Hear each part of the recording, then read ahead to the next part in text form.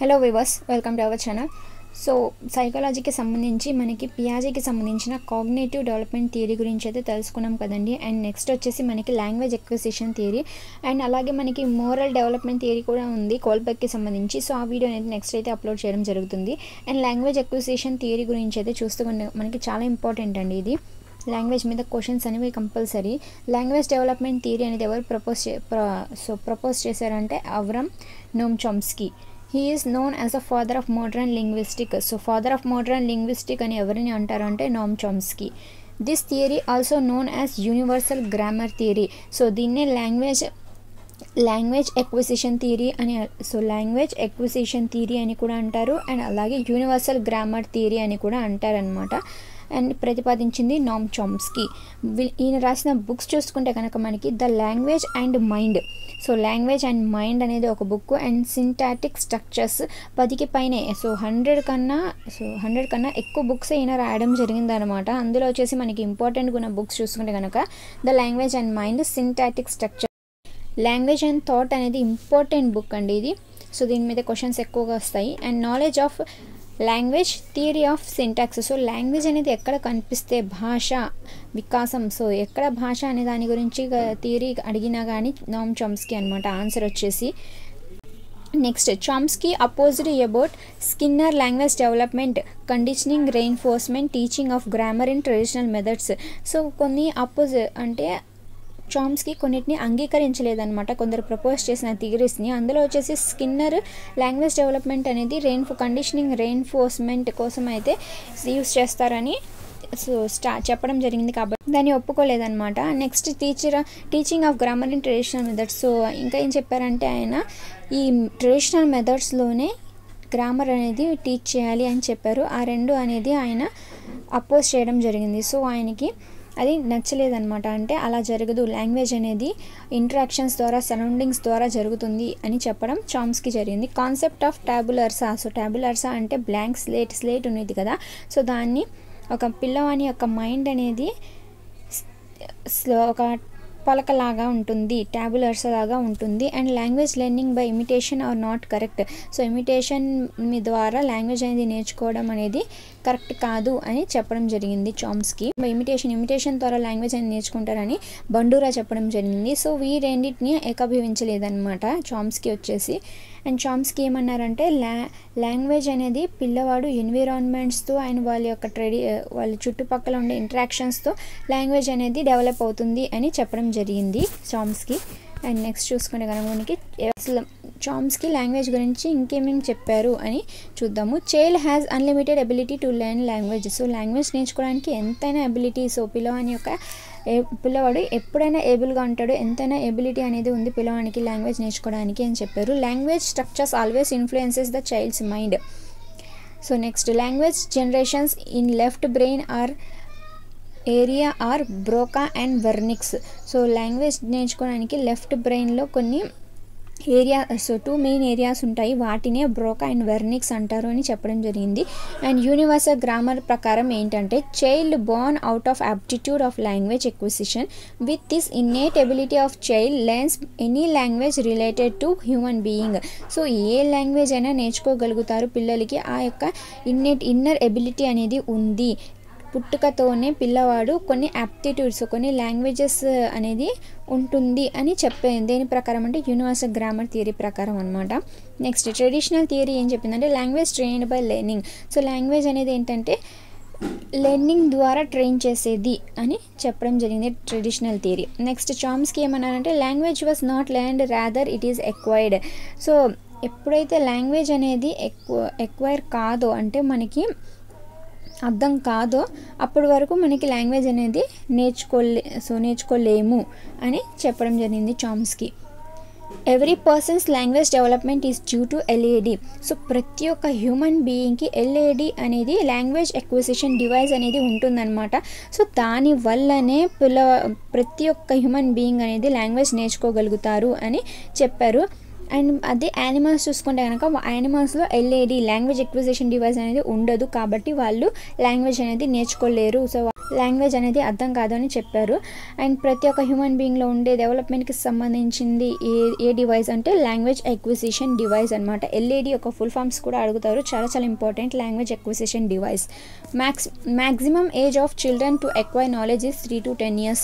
So పిల్లవాడు ఎక్కువగా knowledge అని ఎక్కడ అర్థం చేసుకొని మాట్లాడగలుగుతాడు, ఎక్కువ నాలెడ్జ్ లాంగ్వేజ్ మీద ఎక్కడ ఉంటుందంటే 3 నుంచి 10 years ఉన్న పిల్లల్లో ఈ లాంగ్వేజ్ డెవలప్మెంట్కి ఎక్కువగా నాలెడ్జ్ అనేది ఉంటుందన్నమాట లాంగ్వేజ్ డెవలప్మెంట్కి సంబంధించి. సో నెక్స్ట్ వచ్చేసి మనకి ఇదే. సో చామ్స్కీ గురించి ఈ రెండు అండి ఇంపార్టెంట్, చాలా చాలా ఇంపార్టెంట్. అండ్ ఇందులో వచ్చేసి మనకి లాంగ్వేజ్ గురించి ఇచ్చారు కాబట్టి స్టేజెస్ అనేవి ఉన్నాయి లాంగ్వేజ్కి సంబంధించి. ఆల్రెడీ మనం వాటి గురించి తెలుసుకున్నాం. Pre language stage, babbling stage, sound imitation stage. So ఈ 4 స్టేజెస్ గురించి అయితే మనం ఆల్రెడీ చెప్పుకోవడం జరిగింది. సో కాబట్టి దాని గురించి ఇందులో అయితే డిస్కషన్ ఇవ్వట్లేదు. సో ఆ వీడియో యొక్క లింక్ అనేది డిస్క్రిప్షన్లో అయితే ఇవ్వడం జరుగుతుంది. ఎవరైతే చూడలేదో సో ఆ వీడియోలో చూసుకునే కనుక మీకు ఈ ప్రీ లాంగ్వేజ్ స్టేజ్ అంటే ఏంటి, babbling stage, sound imitation stage ఏంటి అని ఏ ఇయర్స్ వాళ్ళు ఉంటారు అని చెప్పడం, సో ఆ మొత్తం అనేది తెలుసుకోవచ్చు. సో నెక్స్ట్ వచ్చేసి మనకి నెక్స్ట్ కాన్సెప్ట్ వచ్చేసి ఉంది ఏంటంటే self concept theory. So next theory చూసుకుంటే కనుక self concept theory. So self concept theory was proposed by curl Rogers. So curl Rogers అనే ఆయన ఆత్మభావన సిద్ధాంతం అంటారు దీనినే. He was belongs to the philosophy of humanism. ఈయన దేనికి చెందినవారు అంటే ఫిలాసఫీ ఆఫ్ హ్యూమనిజం మానవతావాదానికి సంబంధించిన వారు అనమాట. ఇన్ హ్యూమనిజం అంటే centre of human thoughts. So centre of human థాట్స్ని హ్యూమనిజం అని అంటారు. ఈయన రాసిన బుక్స్, కార్ల్ రోజర్స్ రాసిన బుక్స్ చూస్తే కనుక freedom to learn, on becoming a person, way of learning, client centred therapy. So client centred therapy అనే ఎవరు బుక్ రాశారు అంటే కార్ల్ రోజర్స్ అనమాట. అండ్ ఈయనకు ఒక అవార్డు అనేది వచ్చింది 1956న. దాన్ని award for distinguished scientific contribution అని అంటారు. సో ఇయర్ వచ్చేసి 1956. He opposes psychoanalysis and behaviourism. So ఈయన దేన్ని ఏకీభవించలేదన్నమాట. సైకో అనాలిసిస్, సిగ్మండ్ ఫ్రాయిడ్ ప్రతిపాదించిన psychoanalysis, behaviourism. So Sigmund Freud బిహేవియరిజంకి ఎక్కువ ఇంపార్టెన్స్ ఇచ్చారు. అండ్ అలాగే సైకో అనాలిసిస్కి అయితే సైకో అనాలిసిస్ థియరీ ప్రతిపాదించి మనోవిశ్లేషణ శాస్త్రం ఎవరు అంటే సిగ్మండ్ ఫ్రాయిడ్ అనమాట. ఈ రెండింటిని ఏకీభవించలేంది ఎవరు అంటే Carl Rogers. Next father of humanism అని ఎవరైనా అంటారంటే Abraham Maslow. So father of humanism Abraham Maslow. Theory of hierarchy of needs, human self development theory. So ఈయన ప్రతిపాదించిన కొన్ని థియరీస్ ఏమున్నాయంటే theory of hierarchy of needs మరియు హ్యూమన్ సెల్ఫ్ డెవలప్మెంటల్ థియరీ అనేది Abraham Maslow ప్రతిపాదించారనమాట. సో ఆయన propose చేసిన theories అనమాట ఆ రెండు. సో కొన్ని థియరీస్ కార్ల్ రోజర్స్ ప్రతిపాదించిన థియరీస్ చూసుకుంటే కనుక మనకి self centred theory, humanistic approach, theory of learning by experiences, client centred therapy. So ఇవి కొన్ని థియరీస్ అనమాట ఆయన ప్రతిపాదించిన, కార్ల్ రోజర్స్ ప్రతిపాదించిన కొన్ని థియరీస్. అండ్ నెక్స్ట్ వచ్చేసి contributions of Carl Rogers. So కొన్ని కార్ల్ రోజర్స్కి సంబంధించిన కొన్ని కంట్రిబ్యూషన్స్ అంటే కొన్ని కాన్సెప్ట్స్ ఏమేమి ఉన్నాయంటే self concept, types of self concept, congruity and self realisation అనమాట. ఈ ప్రాసెస్ అనేవి లైన్ బై లైన్ ఉంటాయన్నమాట. ఈ సెల్ఫ్ నేను అనే భావానికి సంబంధించి. సో ఇది ఆత్మభావన సిద్ధాంతం కాబట్టి ఆత్మల గురించి సెల్ఫ్ గురించి అయితే ఎక్కువ ఇంపార్టెన్స్ ఇవ్వడం జరిగింది కార్ల్ రోజర్స్. ఇందులో స్టెప్ బై స్టెప్ చూసుకుందాం మనం. సో స్టెప్ బై స్టెప్ గురించి డీటెయిల్గా తెలుసుకుందాము. సో సెల్ఫ్ కాన్సెప్ట్ ఆత్మభావన. సెల్ఫ్ కాన్సెప్ట్ అంటే ఏంటంటే concept of my and mind. So నేను మరియు నాది అనే సెల్ఫ్ కాన్సెప్ట్ మీద ఆధారపడి ఉంటుంది. And it starts at early childhood. ఇది ఏ ఏజ్న స్టార్ట్ చేయడం జరుగుతుంది సెల్ఫ్ కాన్సెప్ట్ నేను. సో నా ఫ్యామిలీ, నేను, నా మీదే మొత్తం నేను అనే భావనని ఎర్లీ చైల్డ్హుడ్లో పూర్వ బాల దశలో ఏర్పడుతుందన్నమాట. ఇందులో defence mechanism that effects self concept. So self కాన్సెప్ట్ని ఎఫెక్ట్ చేసే రక్షక తంత్రం ఏది అంటే ఐడెంటిఫికేషన్ అనమాట. So next types of self concept. So self కాన్సెప్ట్లో వచ్చేసి టైప్స్ 2 విధాలుగా ఉంటాయి. అది చూద్దాం ఇక్కడ. రియలిస్టిక్ సెల్ఫ్ అంటారు, దాన్ని యాక్చువల్ సెల్ఫ్. అండ్ అందులో వచ్చేసి ఐఆమ్ అంటే సెల్ఫ్ కాన్సెప్ట్ మీద ఆధారపడి ఉంటుంది. అండ్ నెక్స్ట్ వచ్చేసి ideal self about future like what they want to become. So వాళ్ళు అంటే వాళ్ళ ఈ ఐడియల్ సెల్ఫ్ వాళ్ళు ఎలాంటి వాళ్ళు అంటే నేను ఇది అవ్వాలి, సో నేను ఫ్యూచర్లో ఇది సో ఇలా ఉండాలి, ఇలా చదువుకోవాలి అని ఫ్యూచర్ గురించి ఆలోచిస్తారు. అండ్ సో కొన్ని టెన్షన్స్తో కూడి ఉంటాయి, కొన్నేమో యాంగ్జైటీ. అండ్ యాంగ్జైటీ, ఆతృతతో కొన్ని ఫీల్ అవుతూ ఉంటారనమాట. సో అవి ఈ ఐడియల్ సెల్ఫ్ వాళ్ళకి కలిగినవి. అండ్ యాక్చువల్ సెల్ఫ్కి ఐడియల్ సెల్ఫ్కి డిఫరెన్స్ ఏంటంటే, every time human life moves from actual self to ideal self. So నేను నాది అనే భావన నుంచి తర్వాత నా ఫ్యూచర్ ముందు ఎలా ఉంటుంది, సో ఏంటి, అండ్ ఎన్విరాన్మెంట్తో ఎలా ఉండాలి, ఎలా అడ్జస్ట్మెంట్ అవ్వాలి, సో ఈ మొత్తం ఆలోచించడం అనమాట. సో యాక్చువల్ సెల్ఫ్ నుంచి లైఫ్లో ప్రతి ఒక్క హ్యూమన్ బీయింగ్ నేను అనే భావన నుంచి నా చుట్టూ ఉండే మొత్తం పరిసరాలు అనే దాని దగ్గరకు వెళ్తారనమాట. So actual self to ideal self. Next వచ్చేసి కాంగ్రూయిటీ. సో కాంగ్రూయిటీ చూసుకుంటే కనుక మనకి differences between actual and ideal self. Actual సెల్ఫ్కి ఐడియల్ సెల్ఫ్కి డిఫరెన్స్ ఉన్నదాన్ని కాంగ్రూయిటీ అంటారు. అండ్ ఇందులో వచ్చేసి these differences are measured with the help of semantic differential technique. So ఇలాంటి డిఫరెన్సెస్ని దేని ద్వారా మాపనం చేస్తారంటే సెమాంటిక్ డిఫరెన్షియల్ టెక్నిక్ అనే ఒక మెథడ్ అనమాట. దాని ద్వారా ఈ డిఫరెన్షియేట్ని మెజర్ చేయగలుగుతారు.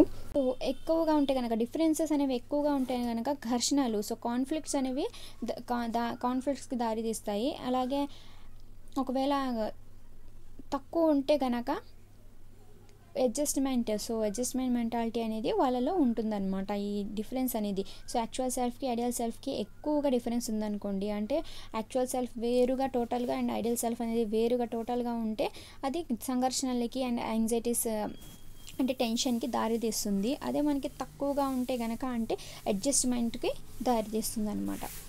No difference between actual self and ideal self are called intrinsic void. So ఏ ఒక్క డిఫరెన్స్ అనేది లేకపోతే కనుక దాన్ని ఇంట్రెన్సిక్ వాయిడ్ అని అంటారు. Next self realization. దీంట్లో వచ్చి ఫోర్త్ స్టేజ్ చూసుకుంటే కనుక మనకి సెల్ఫ్ రియలైజేషన్ అనమాట. ఇదే ఒక ఫైనల్ స్టేజ్ అనమాట. Removing the difference between the actual self and ideal self known as self realization. So ఇది యాక్చువల్ సెల్ఫ్కి ఐడియల్ సెల్ఫ్కి కొన్ని డిఫరెన్సెస్ ఉంటాయి కదా, ఎక్కువ డిఫరెన్సెస్ ఉన్నప్పుడు అయితే దాన్ని తొలగించే విధమే ఈ సెల్ఫ్ రియలైజేషన్ అనమాట.